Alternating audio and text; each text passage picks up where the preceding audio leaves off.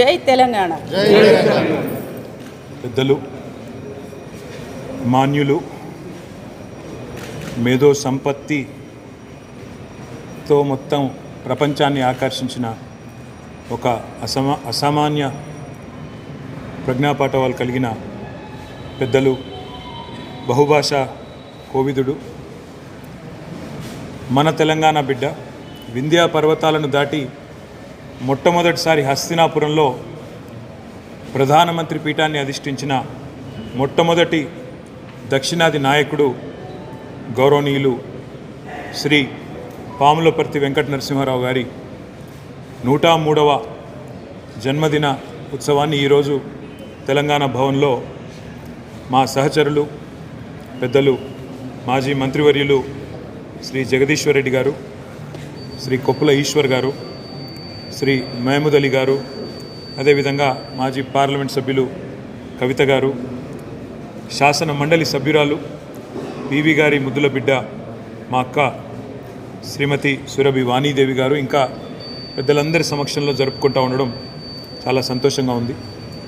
PV గారు ఇప్పుడే అక్క చెప్పినట్టుగా అతలాకుతలమై ఆర్థికంగా దెబ్బతిని ప్రమాదపు అంచున ఉన్న దేశానికి ఆనాడు 1991లో ఒక ప్రమాదకరమైన పరిస్థితుల్లో, ఆనాడు ఆర్థికంగా పతనమైన పరిస్థితుల్లో ఒక ప్రధానమంత్రి పదవి అధిష్ఠించడం జరిగింది.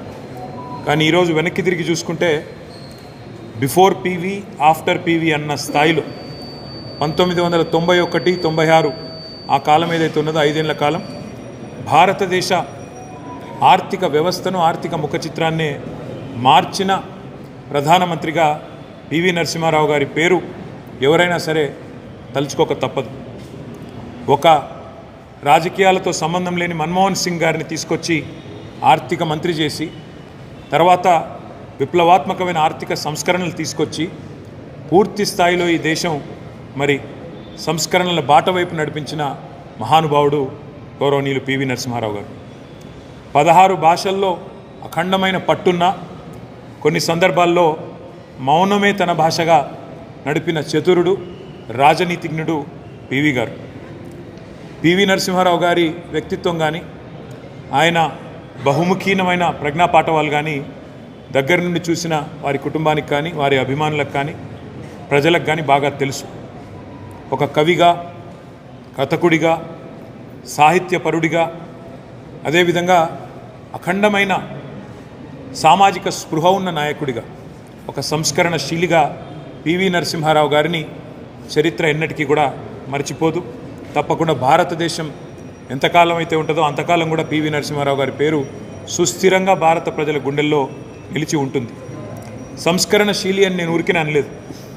ఆనాడు ముఖ్యమంత్రిగా భారతదేశమే అచ్చరు పొందే విధంగా తాను స్వయంగా పెద్ద భూస్వామ్య కుటుంబం నుంచి వచ్చిన తన సొంత భూమి 100 ఎకరాలు, దాదాపు 800 ఎకరాలు ఆనాడు భూ సంస్కరణలో భాగంగా తాను ముందుండి, చారిటీ బిగిన్స్ ఎట్ హోమ్ అంటారు, తాను ముందుండి తన కుటుంబానికి సంబంధించిన 800 ఎకరాలను ప్రభుత్వానికి దారాదత్తం చేసి దేశానికి ఆదర్శంగా నిలబడ్డ నాయకుడు శ్రీ పివి నరసింహారావు గారు.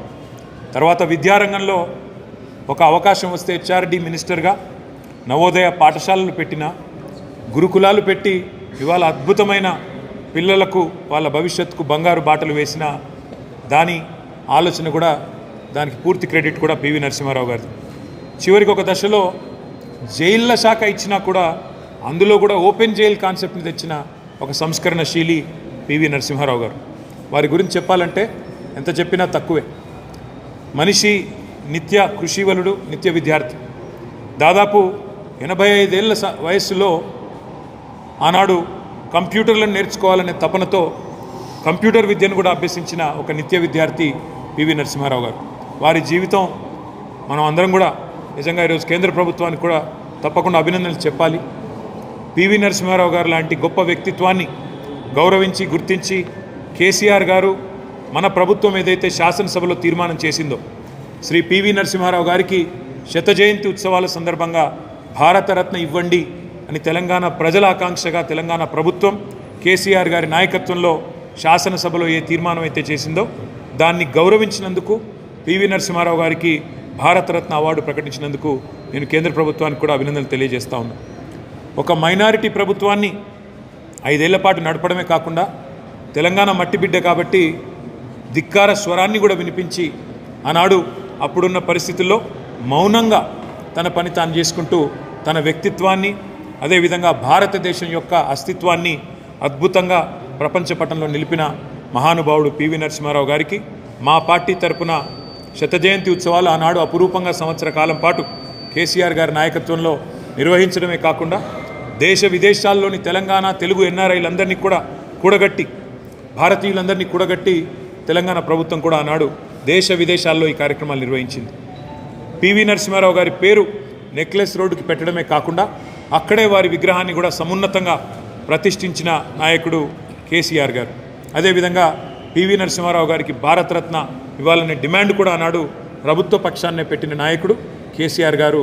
నేను మీ అందరికీ ఈ సందర్భంగా ధన్యవాదాలు కూడా తెలియజేస్తూ పివి నరసింహారావు గారి జీవిత చరిత్రను వివిధ పార్శ్వాలను తప్పకుండా కేంద్ర ప్రభుత్వం కూడా ఎన్సీఈఆర్టీ పుస్తకాలలో పాఠ్యాంశాలలో కూడా చేర్చి భవిష్యత్ తరాలకు కూడా తప్పకుండా గుర్తుండిపోయే విధంగా స్ఫూర్తినిచ్చే విధంగా ఆ మహానుభావుని గౌరవించాలని చెప్పి కూడా కేంద్ర ప్రభుత్వానికి కూడా మా తరపున మా పార్టీ తరపున విజ్ఞప్తి చేస్తూ ఈరోజు ఈ కార్యక్రమంలో హాజరైన ప్రతి ఒక్కరికి కూడా పేరు పేరున ధన్యవాదాలు, నమస్కారాలు. జోహార్ పివి నరసింహారావు గారు.